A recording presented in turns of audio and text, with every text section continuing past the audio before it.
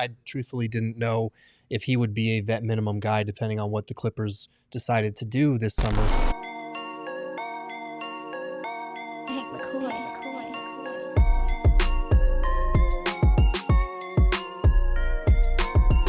We did get a Woj bomb that free agent center Mason Plumlee has agreed on a one-year deal with the Phoenix Suns, sources tell ESPN.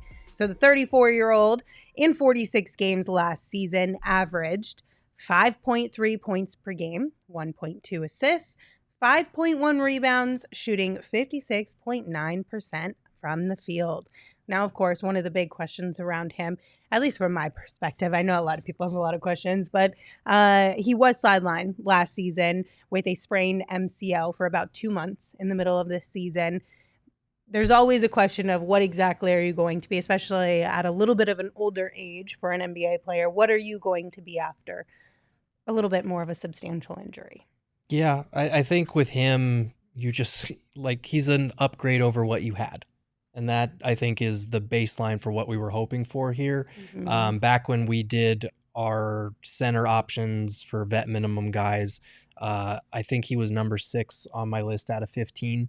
So I think this is a good pickup. He's a guy that has good vision and playmaking ability, which will carry over what you have with Jusuf Nurkic in the starting lineup. He cleans up the glass on both ends, which is what you need out of a backup center. He's not the most active shot blocker, but he is, on a per 75 possessions basis, the most active rim contester in the league last year. And that was in a down year that was disrupted by injury. So if he can just do those things, he's an upgrade over what you had, and hopefully somebody that in a pinch, if you need to, you can turn to in a playoff situation. He's not very good guarding the perimeter, but he's better than what you had. Yeah, for sure.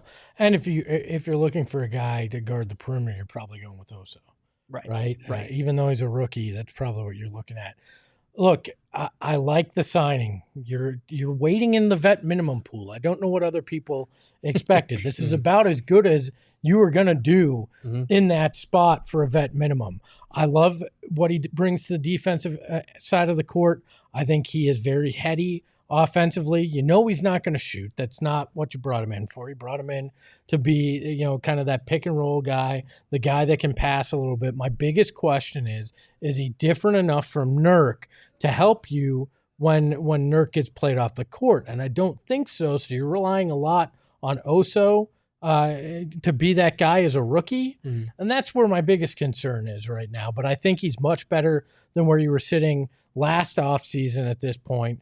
With Drew Eubanks. I know we were excited at that point, but I think this is a guy that's more proven, has done it for longer, and I think a lot of people were surprised that he signed for the vet minimum to come to Phoenix. Yeah, no, that was my biggest issue. I might have rated him a little higher on my list, but I truthfully didn't know if he would be a vet minimum guy depending on what the Clippers decided to do this summer. So you were getting a very solid playmaker, a very solid screen setter.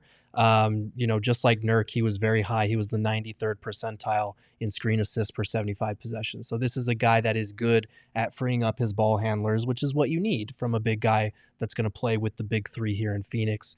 And he was also 95th percentile in points per possession as the roll man in pick and rolls. So he's capable of catching the ball, finishing. He's not as athletic as he used to be, but he's still more of a lob threat than Nurk brings to the table. So again, this is not going to blow anyone away, but at the same time, if you were relying on your title hopes hinging on your backup center with a vet minimum, you were going to be disappointed no matter what. Yeah, and it's an upgrade in an area that was a point of frustration for a lot of Suns fans. At the very least, we should be happy about that. Right. Well, yeah, I don't think he's going to lose you games. No. He's going to do the things that he needs to do, right? If he's anything like his brother, Miles, who was here, I'll tell you this. You got a good human being that came from a solid family. I loved Miles, got to know him in his time with the Suns, a real good dude. So if his brother's anything like that, Mason's anything like that, you got a guy that's going to work his ass off and is a good person, at least good in the locker room. And to people concerned about the Nurk finishing thing, Plumlee for the last 5 years up to last season had shot at a like 70% clip at the rim. So he was very good. Last year it dipped to 66 because of the injury and whatnot. But if he's fully healthy, I would expect around 70% finishing, especially because we saw it last year in terms of shot quality. Nurk and Eubanks got really good looks. Eubanks finished pretty well around the rim. Nurk did not, as we know, but Plumlee should be better in that respect, I think.